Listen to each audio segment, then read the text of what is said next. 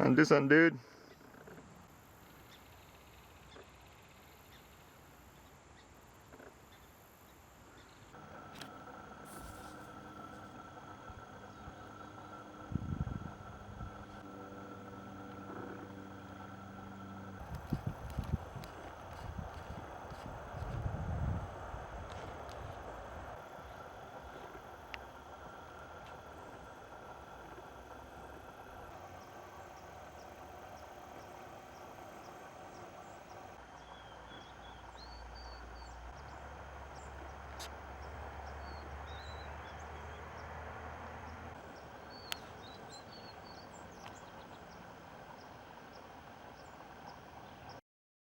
Hey, it's 10/28/23.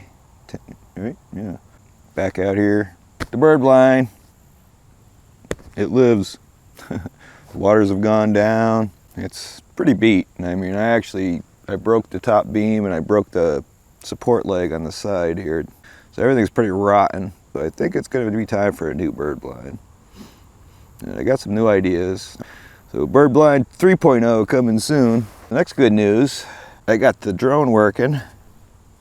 I'm fucking happy as hell about that. I narrowed it down to the smart controller was the issue.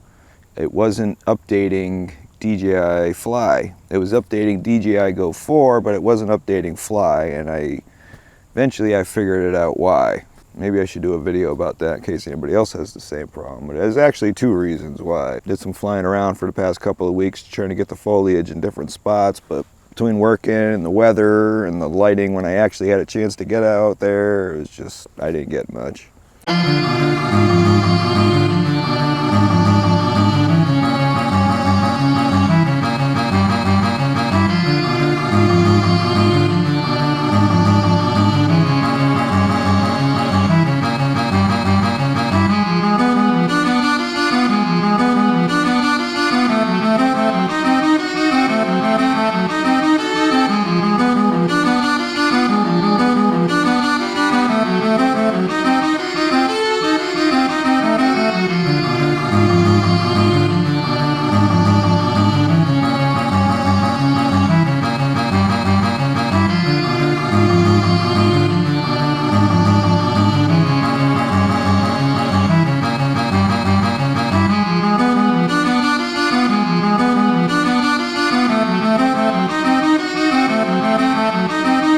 It's 10/28/23 today, like I said, which means 11/3/23 is right around the corner. Next Friday, as a matter of fact. So I got 6 more days to my birthday. So I had to buy me some birthday presents, right? Of course. So the first thing I bought, got Canon 24-70 f4 IS. The thing is like mint condition. I got it used for like $500 at KEH. The only reason I really wanted it is because when I'm sitting there, like sitting at my desk shooting these videos, I'm always finding that like the 28 is like my widest one that I like using, but yet the autofocus is like rubbing two rusty butter knives together. It's so horrible.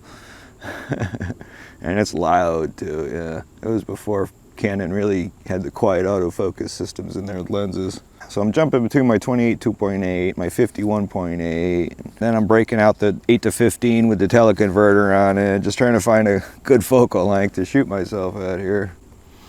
So I was like, you know what? I'm gonna pick me up a 24-70. It's gonna solve my 24, my 35, my 50 millimeter.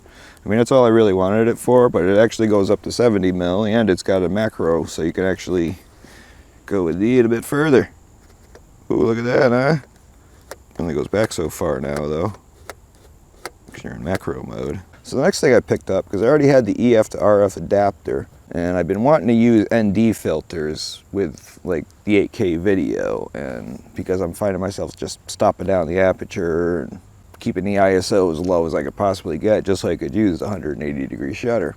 So that's what I stumbled across, the EF to RF adapter with the drop-in filters. Oh yeah, this thing's kind of neat. I like it. I didn't get the variable ND, I got the one with the circular polarizer.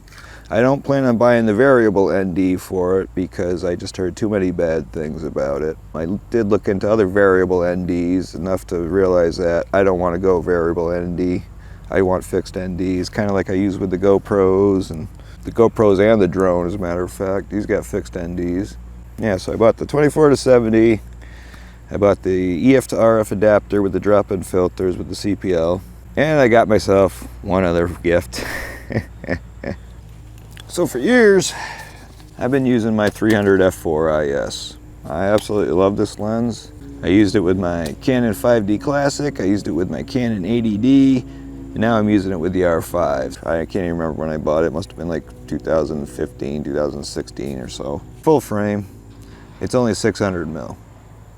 On crop sensor, like the 80D, I was getting 960 millimeter equivalent, I believe it was. I was thinking about a year ago, I started looking at bigger lenses. The big Canon telephotos. Originally the 600 f4 IS version 1. So I started saving up some money. Mid-December, I would say. I had some holiday bonuses came in. So I went back on the internet and I started looking for them, and every one that I was looking at was gone. So then I was looking at the 500 mils. All the ones that I was looking at that had a decent price, they were all gone too, but I was like, well, you know, 500, 600, I think I'd rather have the 600 mil, you know. Weighing up the pros and cons, it really came down to the 500 mil is probably the better option, because it's a little more hand-holdable, it's a little bit cheaper, they're a little bit more readily available, not at the time obviously. So I ended up buying the R5, my camera. So then I had the 8K video in my old ass computer, so I had to drop a few bucks into my new computer. But then I had vacation coming up, we did the Lake George thing, I had some money put away, I got some holiday bonuses coming up, we had a 3-check month in October. Daddy's got some money coming in. The 600s, you can't really find any. If they are, they're like way overpriced. Another option I was looking at was the 400 2.8 IS, which I still might get one of those. I ended up getting a 500 f4. Oh yeah, this thing weighs a freaking ton. It's an 8.5 pound lens, first version. So it's probably, I haven't looked up serial numbers or anything, so it's got to be about almost 24 years old. It being 2023 and they're being first introduced in like 1999, I'm assuming it's got some age to it. The one that I got is mint condition. I mean, there's not even a scratch on the fucking tripod foot, you know? A little bit of scuffing on like the rubber up here where the hood bolts on. There's no like paint chips missing or anything like that. Of course, I got the lens coat on it now, but it also came with the circular polarizer, just like my EF to RF adapter it has. And it came with the clear gelatin filter that like flips up a little latch and you could put a gelatin colored filter in there, or ND, whatever you can find. But what I would like to get for it is they also have another one. It's the 52 millimeter drop-in screw-in filter holder, something like that. I don't know exactly what they call it. And that one you can actually use any 52 millimeter filter. It'll screw right down to it and you can use it with that as the drop-in filter. And that seems like a pretty good option as far as NDs for the 500 mil go. Now for the other one, I don't want to go with the Canon variable ND. No, in my research it just doesn't seem like it's going to do me that good. So I was looking at fixed NDs, which I've been using with the GoPros for quite a few years now, and I love them. You did not just stop recording again on me, did you? Oh, you motherfucker, you did. Is this thing getting, wow, it's cooking, that's why.